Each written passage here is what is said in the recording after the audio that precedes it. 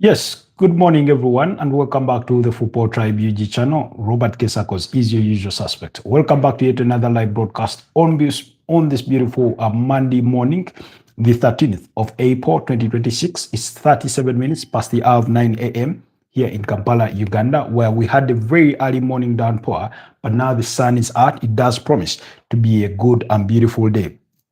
I hope you guys are doing well. I hope you're all fine, and that you had a wonderful weekend.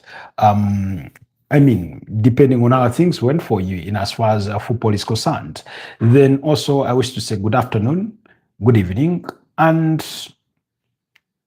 yeah, whatever else it can be in your time zone, because different people come to join us in from different time zones. For example, I know for a fact that within Europe, it's still good morning, 7:38 a.m. Around that, when you go crossover to India, it's approaching midday. So there's that. Oh, in fact, is it approaching? Yeah, it should be approaching midday. When you go to the USA, could be in the wee hours of the night. So that's why I say try to greet you guys in different languages. Anyways, this morning we are back and we'll be previewing the game between Manchester United against Leeds as they return to action for the first time in what feels like forever. And then we'll get to talk about any other thing, or some of the other things that did come out of the weekend. The kind of weekend that Arsenal fans will want to forget quickly, just as much as those Chelsea fans. Nonetheless, for Manchester City, it will be a weekend to remember, just as it has been for the other two games. So all that is in context. We'll talk about some of Pep Guardiola's post-match comments in how he's sort of how do I put it? He's sort of grilling. No, grilling is not the right word. He's sort of fattening his bull before he slaughters it when he was speaking about Arsenal. So in that sense, we'll get to speak about that and more in this particular broadcast. So otherwise, yeah, that will formulate the gist of our conversation this morning. You'll allow me have our audios tested just to make sure everything does check out incredibly or perfectly well before we proceed any further. So for those of you that have good news, we celebrate with you. And for those of you that have received some uncomfortable news, we do commiserate with you. For those of you that are just joining us, welcome back to the Football Tribe UG channel. Robert Kesakos is my name. Do me that absolute honor and favor. Unlike the broadcast, but also consider subscribing to the channel. Yes, I was just testing our audience to make sure everything does check out perfectly well before we get any further in the this particular broadcast. Maria 1965 says hi. Hi Maria, where are you joining us from? Do let me know down in the comment section where you're joining us from, what is of interest to you.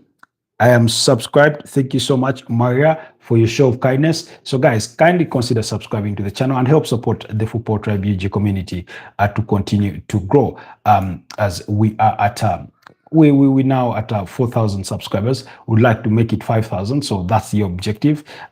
Keep watching the content. For those of you that have recently subscribed, we say thank you so much.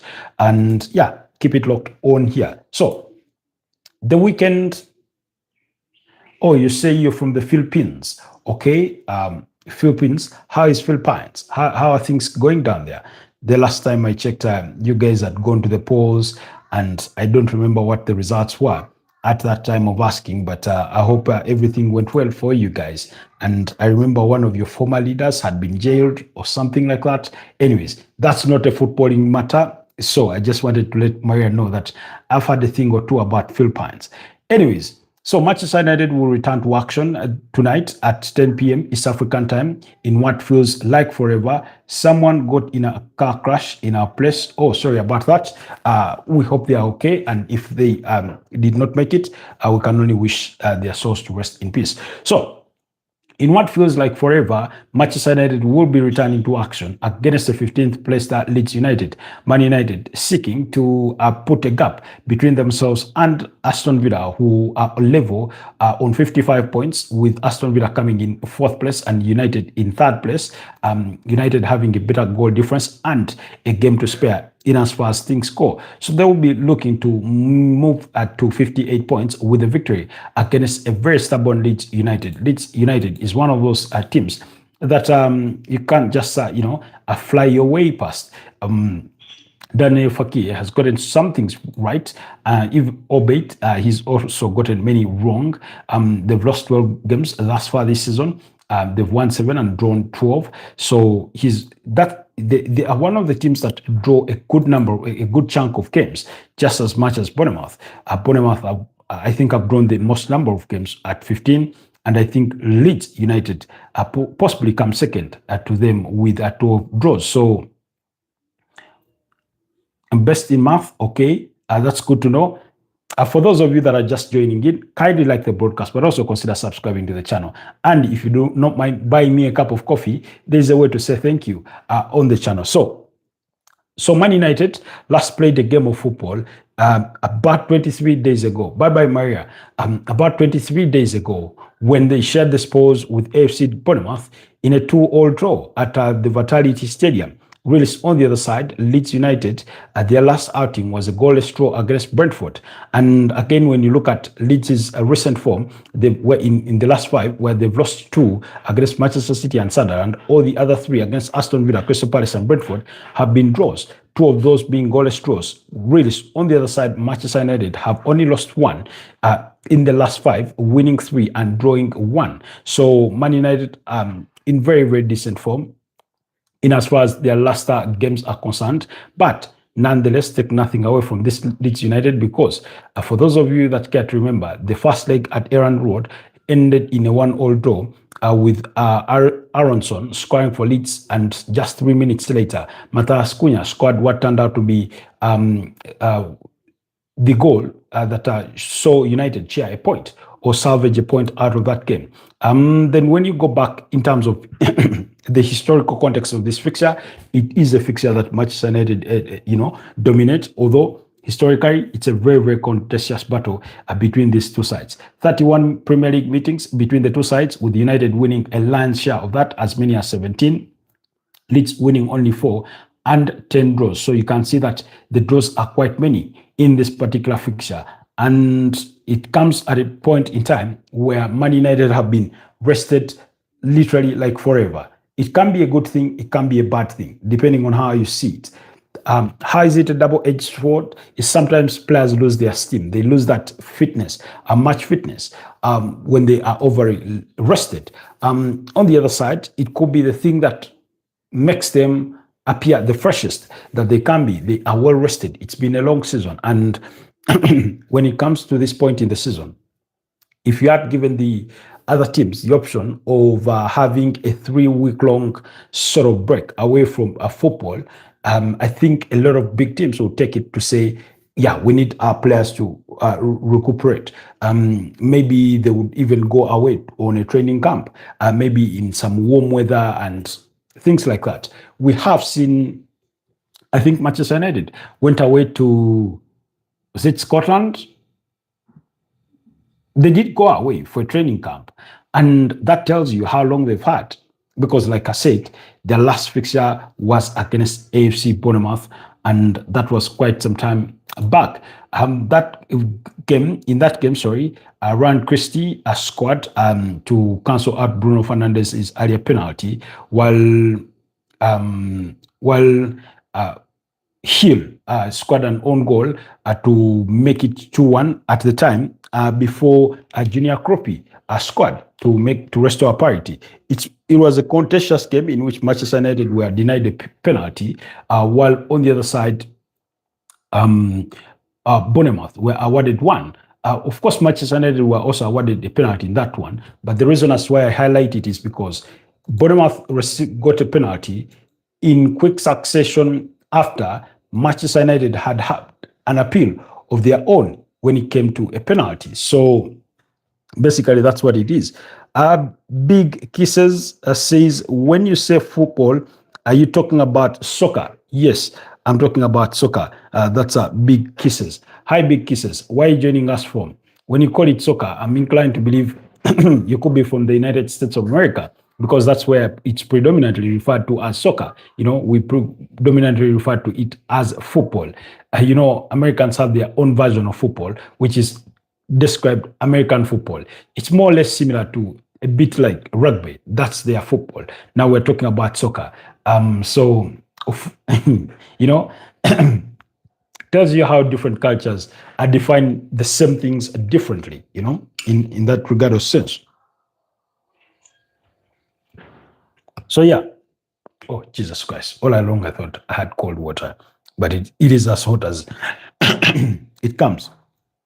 Anyways, hello, tuning in from the USA. What state of the USA? Good to have you. Have a couple of acquaintances over there in the USA, and some that could pass that do pass for actual friends. So, what part of the USA? And I hope you're doing good. Good morning to you.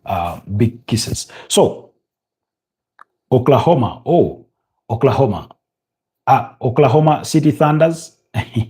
Good. I've heard it's a good state. An agricultural state. Is that true? Is it? Yeah, most probably. That's the data I've heard about it. So when you talk about this Man United side, they're going to come into this fixture with very few worries or little worries. So went to LAFC at the perfect time. Okay, that is Rio Dundee. Son went to LFC at the perfect time. Oh, to escape the relegation scares of Tottenham Hotspurs, maybe he would have loved to be part of this and maybe salvage Tottenham season that appears to be slipping away every single game that goes by because they lost in the weekend by 0-0 against Sunderland. That goal scored by what's his name? His name slips out of my head. So back to the United conversation. So United do not have so many injury concerns, by the way, coming into this particular fixture. Patrick Dogu, Lisandro Martinez, Matas de Ligt are those that have been sort of absent routinely, because we know that Patrick Dogu suffered a hamstring injury, then a calf injury for Lisandro Martinez, then Matas de Ligt had a back injury, while Harry Maguire will be missing in action following that red card. So yeah. Big Kisser says, yes, Lolo.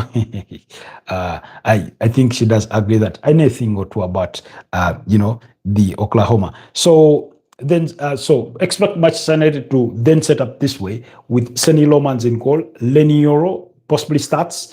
I do not think Aiden Heaven gets accommodated in this one. We could see Luke Shaw being played in centre back, Nusa Mazorui in the left back wall, as well as Diego Dalot at right back. Then the midfield suspects will remain unchanged in Casemiro and Kobe Mainu, Brian Mbeumo and Matas Cunha to fill the right and left flanks respectively, while Bruno Fernandes behind the striker, who could be Benjamin Sesko. Again, I wouldn't be surprised if Amadi Diallo is given the nod to start in that in that right wing role, and then Brian Mbeumo is started as the false 9/striker on the day. So I wouldn't be, surprised about that.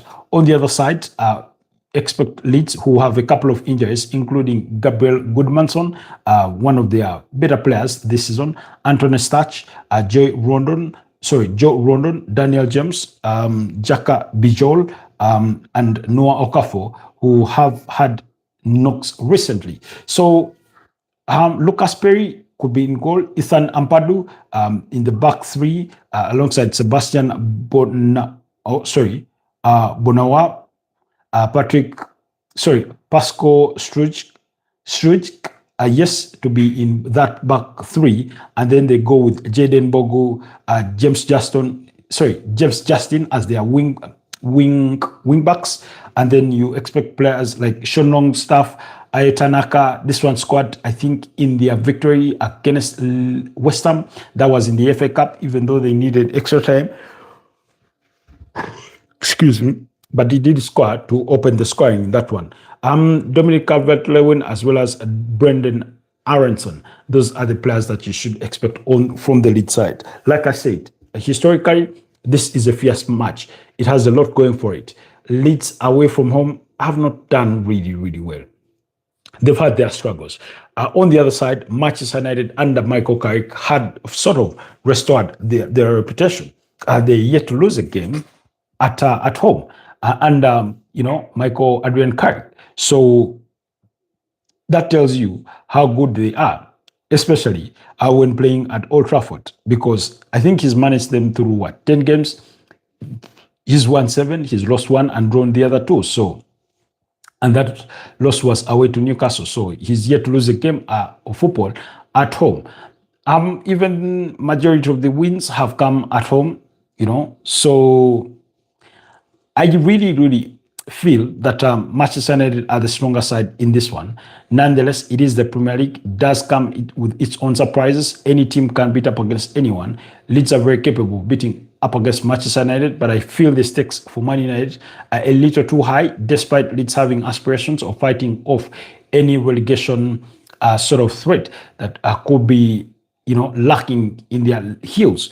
Why? Because when you look at the Premier League summit, they're not far off a relegation spot. In fact, I think they have 33 points, and that simply means that Tottenham Hotspur are only only 3 points behind them.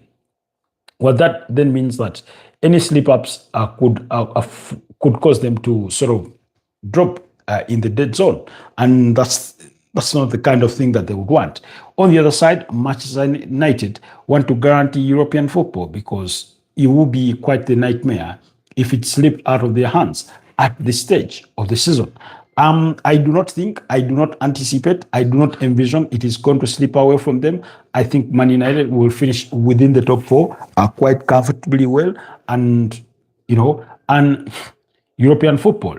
That's what I think. But then when it comes to today's contest or game, again, a very strong game, a beautiful game that we should expect. I believe counter-attacking football is going to be dominant, or to be predominantly witnessed in this kind of fixture. Nonetheless, with United being at home, very well-rested team, it could mean that they're a bit rusty. It could mean that they are fresher. I think United will find a way to beat up against Leeds United. As much as Leeds United would have loved to collect a point away at Old Trafford, I do not think Man United are in sort of that headspace for them to be dropping points against Leeds United. So I'll go with Man United to win the game by maybe 3-2 or 2-1, thereabout. The fierce battle in that midfield, I mean, Casemiro, Kobe Mainoo, and Bruno Fernandes forming that midfield triangle is always a joy to watch in a way. At least Michael Adrian Carrick has gotten them playing some really good football, in the sense of they may not always be dominant, they may not always look like they are assured of winning, but they do play some good football. They give you a little bit of the memories of Manchester United in the good old days. They never give up. In some games, they've looked shaky. However, the positive part is that they've somehow managed to win those games and still on a winning course. So, really, that's the case with Manchester United. My only hope, again, so that's my prediction. So those are my views on Manchester United. Do let me know if you have any divergent views. I think Bruno Fernandes will be very key in their set piece play, be it penalties, be it a penalty, be it a free kick, be it a corner kick. He has that good connection between him and Casemiro. Some people have tried to level an unfair criticism towards him, because majority of his assists are from set pieces. And I do not want to look at it that way, because I remember we were having an engagement in a TikTok forum, and somebody said that which one is easier, an assist from open play or from set piece? And the argument was, when it comes to set piece plays, first of all, particularly when it comes to corners and free kicks, you have the entire opponent's team well organized in the back in there to try and defend that ball. Then you have members of your own team are moving in the same box, trying to fight for that ball. So for you to find a pinpoint pass where you find your teammates can be a tall order, and he ought to be given credit for always doing the right thing, or for always putting in the well-floated, well-sized, a timely cross for Casemiro to attack.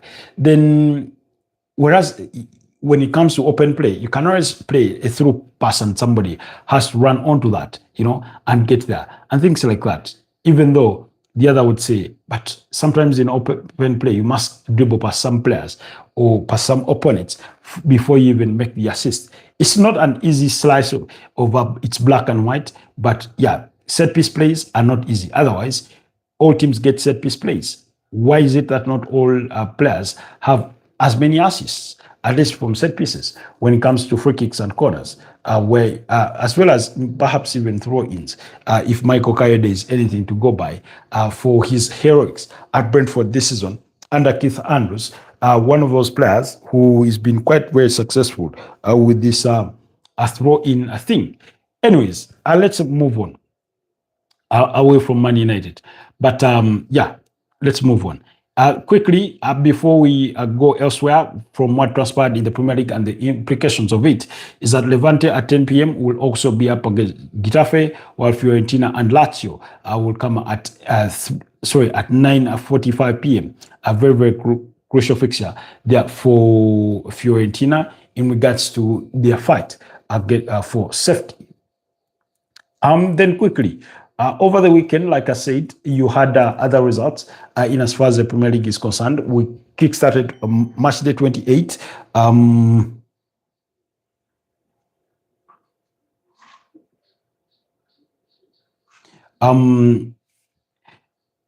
Match day 32 of the Premier League kicked off on Friday.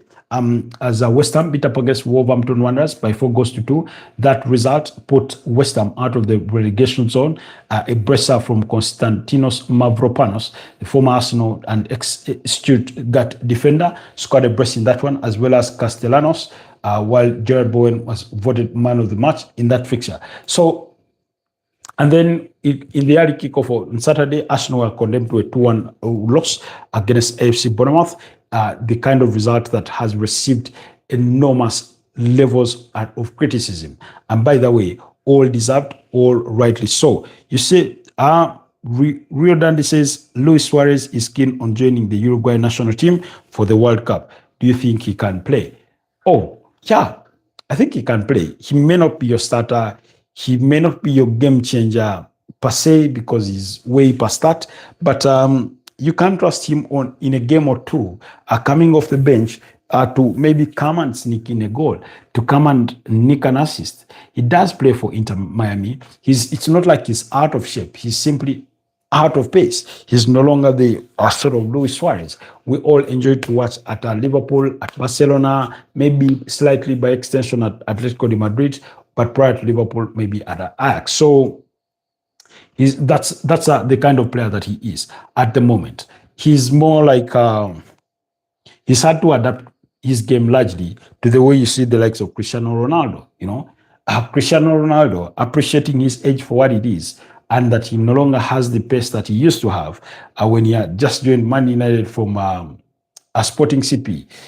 They become sort of goal poachers in a way. They sort of sit in waiting, lurking in the dark, hoping to pass on a loose moment, and then they get to punish you. And when they score, we talk about their experience when it comes to being in the right place at the right time. So I think Luis Suarez, given his experience, given his seniority, given his heroics for the Uruguay national team at the World Cup 2010 in South Africa before they advanced to the semifinals, maybe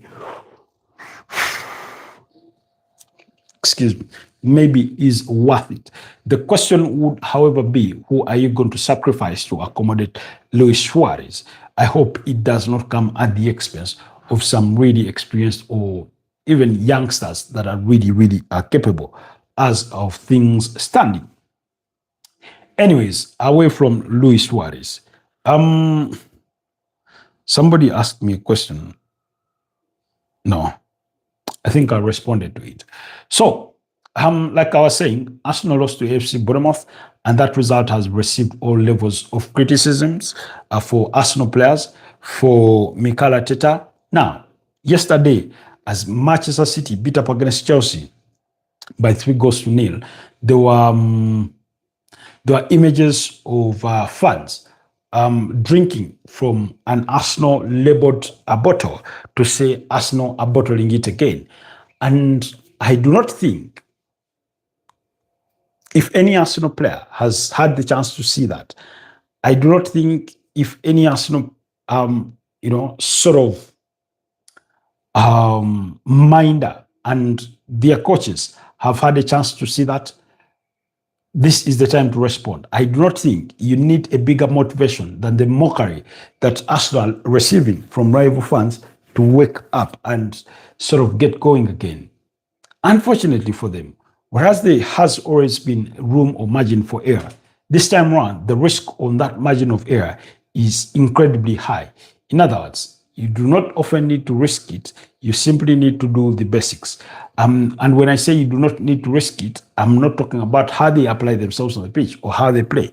I'm talking about their overall setup as a business, So that result has received all sorts and levels of criticism from former players, pundits, plaudits, from the entire football divide, and how Arsenal are bottling it, how they are lacking the mentality, how they're out of their depth, and among many other things that you could come to think of.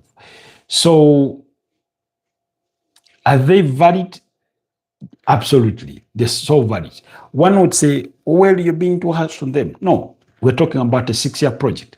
We're talking about players, majority of whom at least have finished second in the Premier League before, and would know what is required at this stage of the season, and would know the significance of the moment, that that they wouldn't squander it the way they did at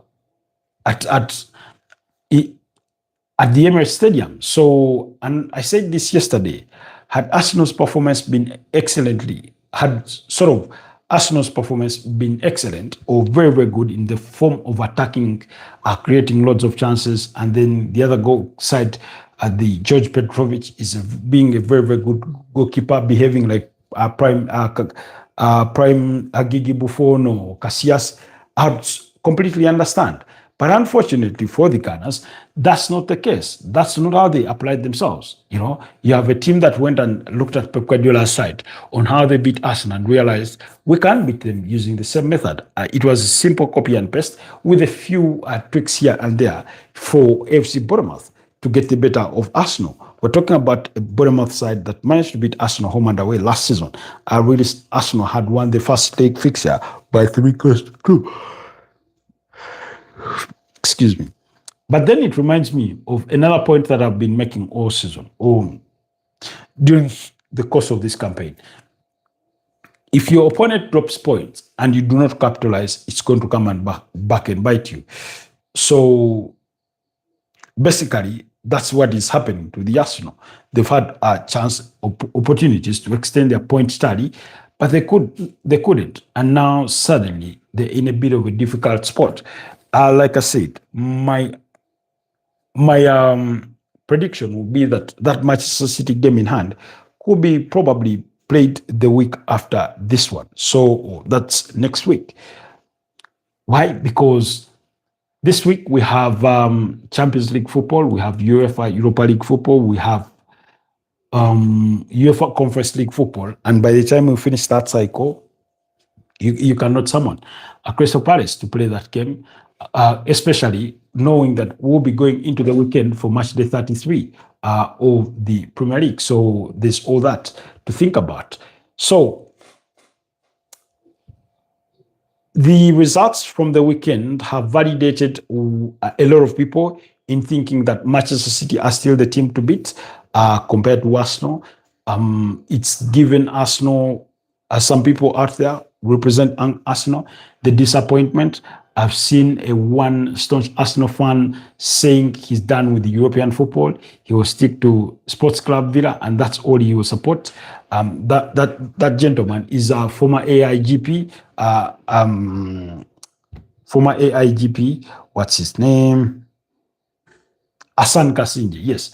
Hassan Kasinje is an avid Arsenal fan who seems to have hung up the boots following that disappointment against FC Bournemouth.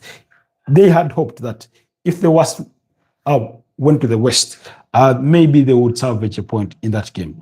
But no, they did not deserve one. They did not create one. So, and I can't say we are back to square one, albeit it is still within Arsenal's reach and within their hands.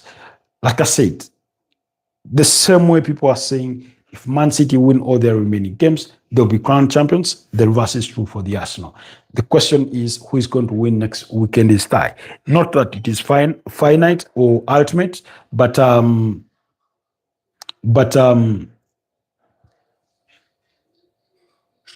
it's not ultimate or finite, but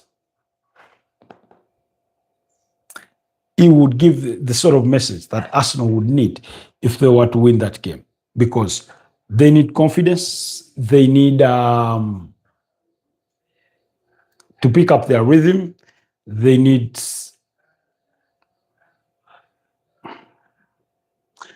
courage, they need a reason to believe again, they need to find their conviction, you know.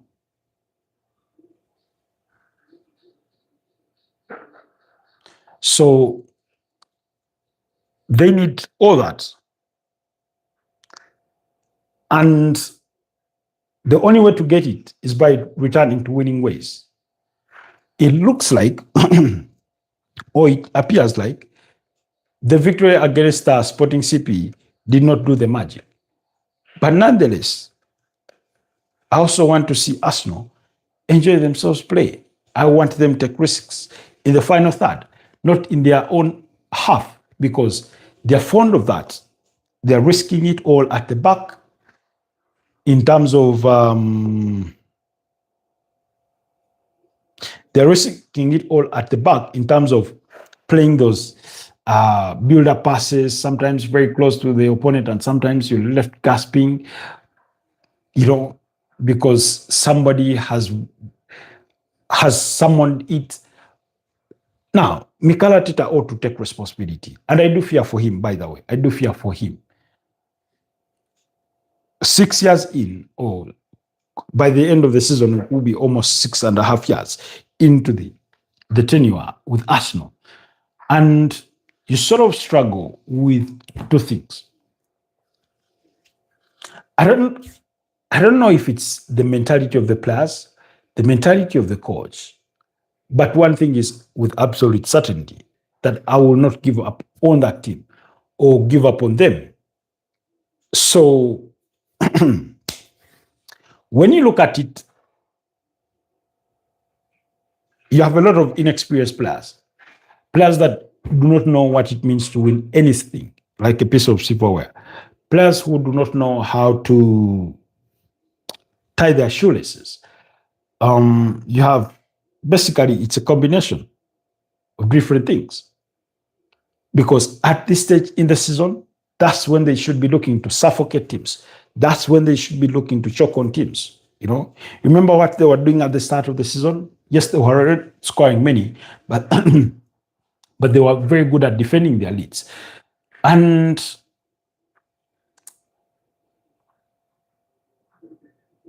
they denied teams or opponents shots on target. And present day, they're no longer doing that. They're all over the place. The more you watch that second goal, the more you realize that Martin Zubimendi slept on the job. And yet he's one of Europe's finest or most prized central midfielders that there is. The likes of Sandro Tonali, Bruno Guimaraes, Moises Caicedo, Yuvis Bissouma, Rodrigo Bentancur, Lucas Bagville, you know?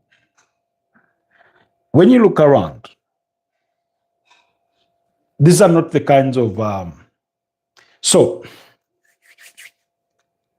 I've seen him panic, and I've already made the suggestion that he be withdrawn from the team, from the firing line. He needs to take a chill pill. He needs to sit on the bench, start a game on the bench, and maybe read the game a little bit differently. I do not think if you brought for him back some of those clips where he's had snafu moments, he will be eager to view them. Good morning, Cedric. Good morning, Cedric. How are you doing, my brother? So you have that. So the criticism for Martin Zubimendi is always going to be there and will continue to be there. Why? Because he's often drawn on in comparison to Thomas Partey. Now, Thomas Partey was a brilliant Arsenal servant. That is without a doubt. However, let's not forget what his injury track record was. Now, imagine you still had Thomas Partey, but at this point in the season, he then gets injured. Again, it will be all back to square one. It will be the same difference. So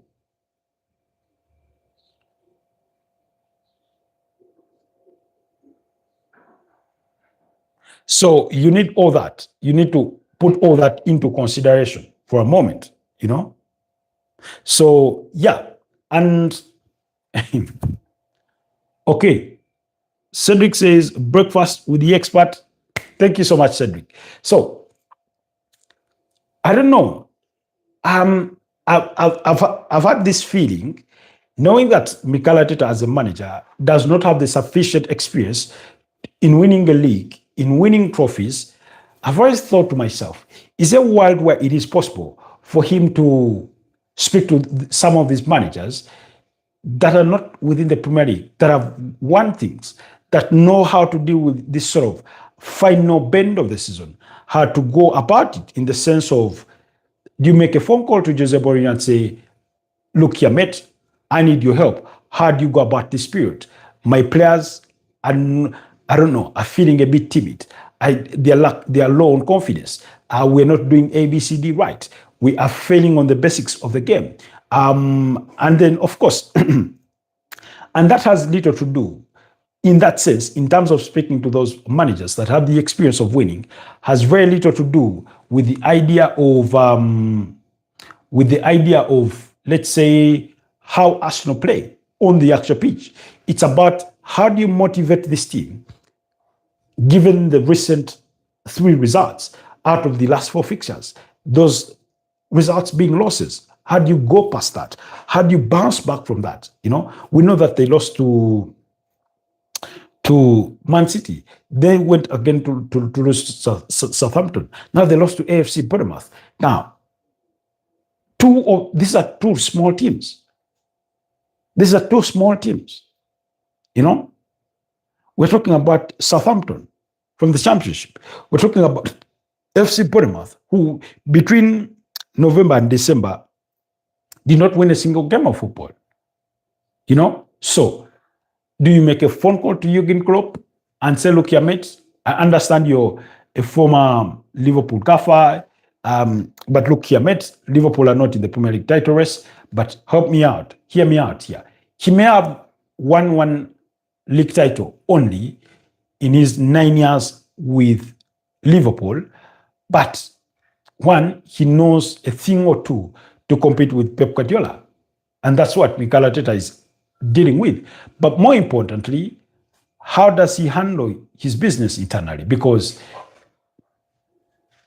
it's all about what Arsenal do, and that's about what Manchester City do. Man City are only having to react about what Arsenal do. If there's a missed opportunity on the Arsenal side, then Man City ought to capitalize on that. They ought to capitalize on that and get the most desirable result, that they can pile more pressure on that Arsenal side. I said this yesterday, and I'll repeat it, without any fear of contradiction whatsoever. Without any fear of contradiction, that Arsenal are going to lose the game away to the Etihad Stadium. And once that happens, that is, for me, is going to be the final nail that will be hammered in their coffin in terms of psychological warfare, in terms of mental fortitude, in terms of mental preparedness. That's where it is going to feel like. That's how it is going to be, you know? So, first and foremost, I don't know, it feels a bit unfair, but you make your bed and lay in it. With Arsenal having a game to play in the quarterfinals on Wednesday, and this is going to be against Sporting Lisbon, you ought to remember, and somebody painted this particular scenario. They said something to do with, imagine if on Wednesday, Sporting CP send that game into extra time. And it's a very, very plausible thing. It's a very possible thing that can happen. Because all Sporting CP need to do is score that one goal and hold on to it. Or even if it is 2-1 in normal time, they ought to hold on to. They can, for example, score fast, whether it's in the early minutes, whether it's at the tail end of the first half, midway the first half, quickly after the restart, whatever point in time they do score. And then manage to hold you until extra time or even after extra time, send you into penalties and eventually knock you out. Now, extra time would be already sad enough for Arsenal because of how draining it can be when it comes to energy. Then two, in Arsenal being knocked out, it would simply mean they're out of 3 competitions in a space of a month. In the Carabao Cup, FA Cup, and then the Champions League. That would be the implication of it. So, in other words, Arsenal have 2 games that they ought to play and are going to be desperate to win them. And it is that desperation that will bring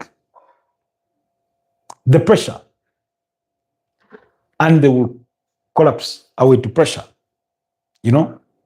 unless otherwise. So I feel these are going to be Arsenal's 2 biggest games of the season at the moment. At the moment. Why? You just lost to Manchester City about it will be close on to 4 weeks ago. Then, excuse me, then if you lose to Southampton and they cost you an entire competition, Sporting CP, for those of you that care to remember, they came to the Emirates Stadium in the 2022-2023 season and forced Arsenal into a draw, eventually knocking out Arsenal in the UEFA Europa League. So it is a very, very possible result. So, but also on the other side, let's assume that that game goes to extra time, but Arsenal managed to win anyway and go through. It will be of huge credit to them that they've gone through. But the amount of energy that they would have drained in their batteries just to have that game, with that game going into extra time and maybe even penalties, could turn out to be the difference the subsequent week when they play Manchester City. Because you see, the thing about Arsenal playing Manchester City is that Arsenal are capable of holding Manchester City back. The question is, can you do it for the entirety of the 90 minutes? That's where I'm not sold,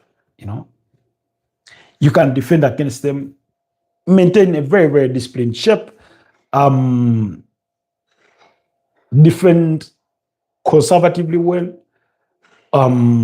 try to look to get your own players on the on the ball. But Manchester City could still sneak through the back and win the game of football. For those of you that care to remember, sometime in one of those COVID-19 seasons, I think must have been the 2021-2022 Premier League season. And I stand to be corrected if I'm wrong. either 2020, 2021, or 2021, 2022. Manchester City, but I think it's the 2021 season. Man City go away to the Emirates Stadium. Arsenal played brilliantly well. And I think Granit Xhaka got a red card in that game.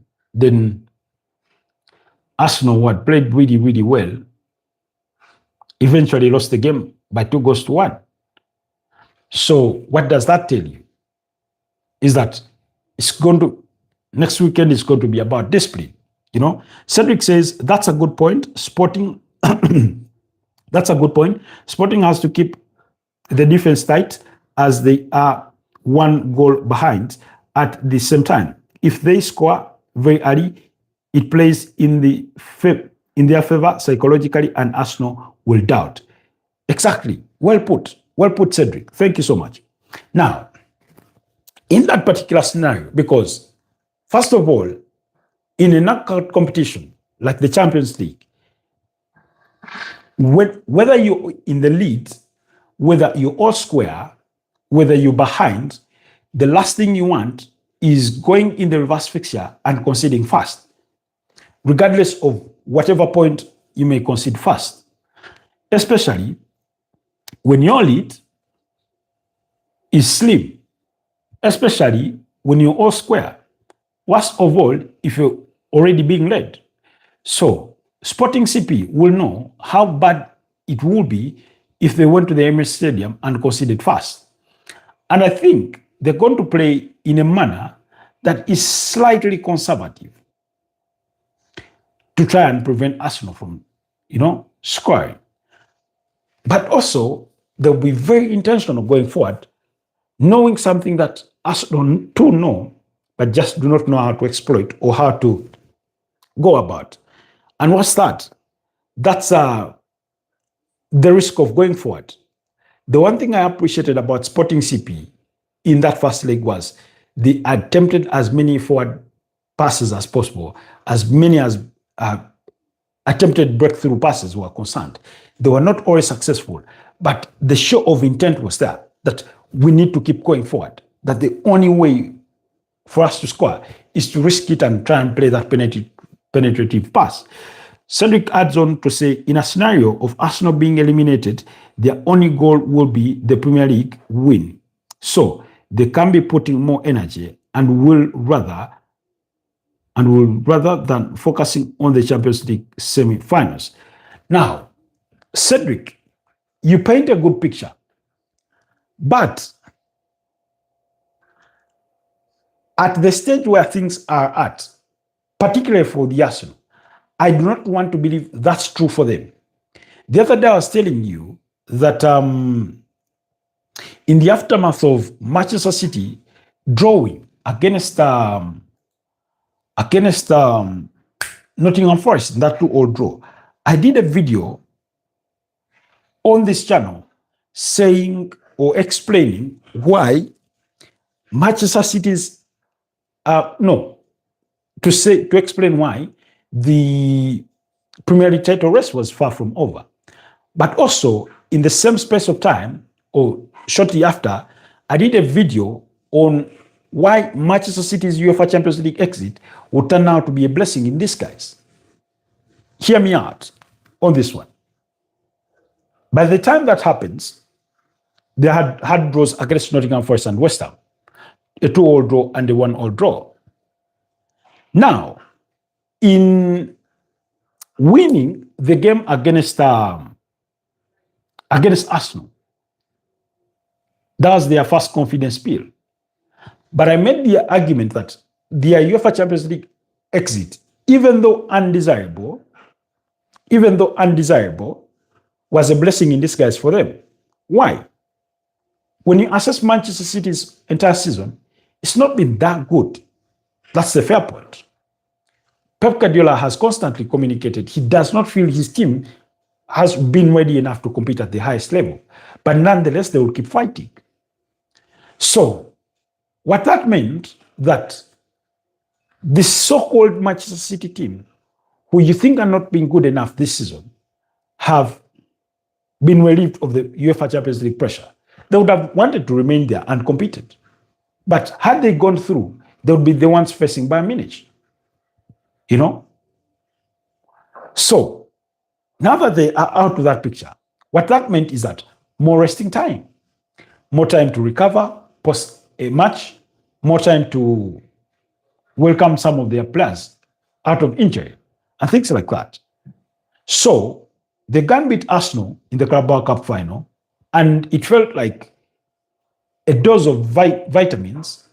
It felt like a dose of an appetizer to boost your own appetite if you be not feeling like eating. And guess what? They've not looked back. That Carabao Cup final is turning out to be a turning point for this Man City side. Look what happened next. They blew away Liverpool. They've beaten Chelsea. The kinds of opponents that you want to beat upon if you want your confidence back, if you want your self-belief back, if you want to say you're going to self-determine what your destination is. As we speak today, Manchester City, who you and I agree on that have not had a very good season, could win a treble. That's how things have turned. They've already won the Carabao Cup. They could easily win the FA Cup because they're going to play Southampton. And I anticipate it could be either Man City or Leeds or Man City Chelsea in the finals of the FA Cup. Then you're pushing for the Premier League title. You know? So for Man City, it was a blessing in disguise. But why I cannot make the same argument for Arsenal is that Arsenal is already low on confidence. Why? An exit from the UEFA Champions League will feel like a gut punch. It will feel like a dagger in the ribcage. It will feel like drinking a cup of hot paper. It will feel like being left alone in the jungle filled with lions. It will feel lonely. It will bring self-doubt in those players than confidence. It will bring all sorts of psychological disorientation amongst those players. Why? Losing one title is one thing, but exiting another is a whole different story. Now imagine if in addition to that, they also lost the Champions League race. And guess what? With that, it would simply mean that Arsenal would be 3 points, a 3 points drop away from literally conceding the Premier League title. And when is the team most vulnerable? Not when they've gotten new tires or anything. A team is most vulnerable when they've just lost. You know why? For example, in the actual game, a team is very vulnerable immediately after they've scored or immediately after they've conceded. That's the period. Very, very vulnerable. If they've just scored, they're still in celebratory mode. They are yet to gather their composure. If they've just conceded, they're in disappointment mode. They are yet to regain their composure. So for Arsenal, exiting the UEFA Champions League wouldn't be a blessing in disguise. No. Actually, staying in the UEFA Champions League is what could help them to say, look here, guys, I may have squandered this opportunity, but every time they win or go a step further in the UEFA Champions League, that's like a confidence measure. That's what pumps a breath of fresh air in their armors to say, because once you exit the UEFA Champions League, you have nothing to cling on to. So Cedric adds on to say, just a personal question. Do you coach a team? Because I would hire you as France head coach once Didier Deschamps retires. No. I'm not a football coach. I'm just a guy that loves football, a guy that fell in love with the sport. I like to learn about the sport, talk about the sport, discuss and dissect it. Every day I keep learning, I keep picking onto things here and there, facts, historical context, and things like that. You know, I got you, agree with you, your analysis. So thank you so much. So an exit from the UEFA Champions League would be doomsday for Arsenal. So that's the last thing they need. So they need to bite tooth and nail to win that game. Now, away to the Etihad Stadium, they need to avoid defeat at all costs. That's the thing. Because losing to Manchester City will feel like 2024 all over again. Actually, it will be 2023 all over again. You remember in the 2022-2023 season, when they went away to the Etihad Stadium and lost by 4-1, Kevin De Bruyne brought Erling Haaland, and I think John Stones, those were the goal scorers, or among the goal scorers. Rob Holding scoring their only consolation. They went into that fixture with William Saliba absent through injury. I don't remember if Thomas Partey was available, So they want to avoid that. Then, in the 2023-2024 season, they went away to the Etihad Stadium. They needed to win. They played for a draw. Eventually, they conceded the Premier League title to Man City. Again, in 3 consecutive seasons where Arsenal have come second, twice they've conceded the Premier League title to Man City. This is going to be the third. It's starting to feel like so. So let's wait and see.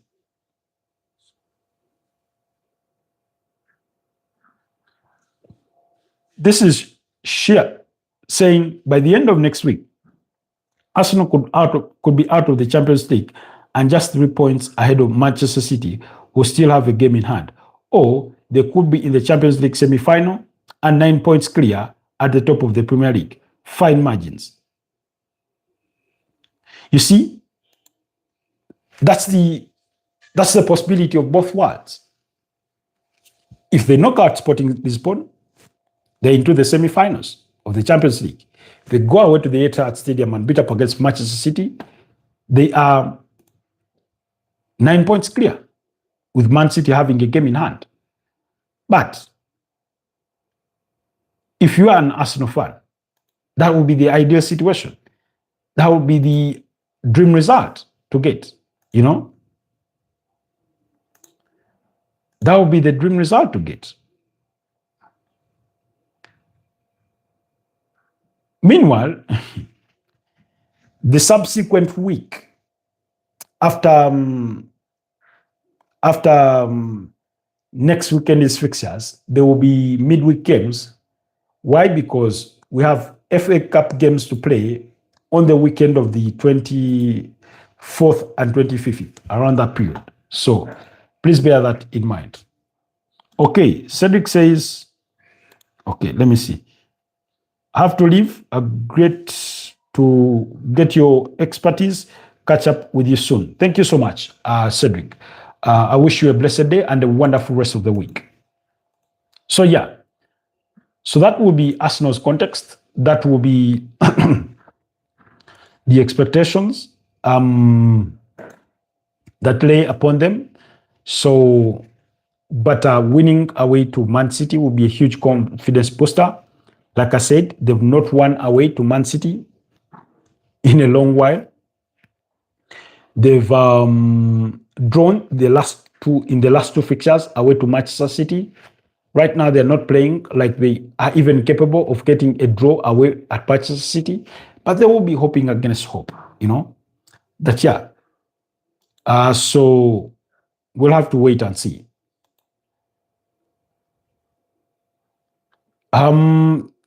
Like I said, the last time Arsenal beat Man City was back in 2015. They won by 2-0 at the Etihad Stadium. Santi Cazorla scored a penalty and Olivier Giroud were the goal scorers in that game. And that was the 2014-2015 season, I think. Yes, 2014-2015 season. But guess what? 2014-2015, who won the Premier League title? Was it not Chelsea?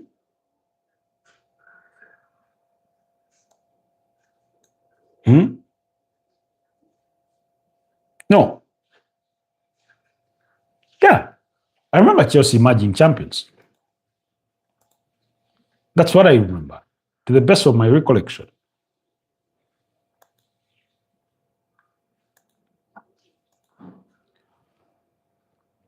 Hi, Mariam.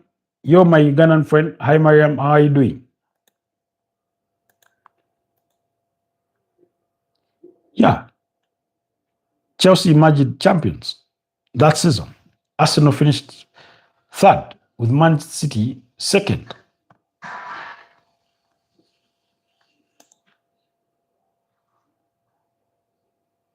So,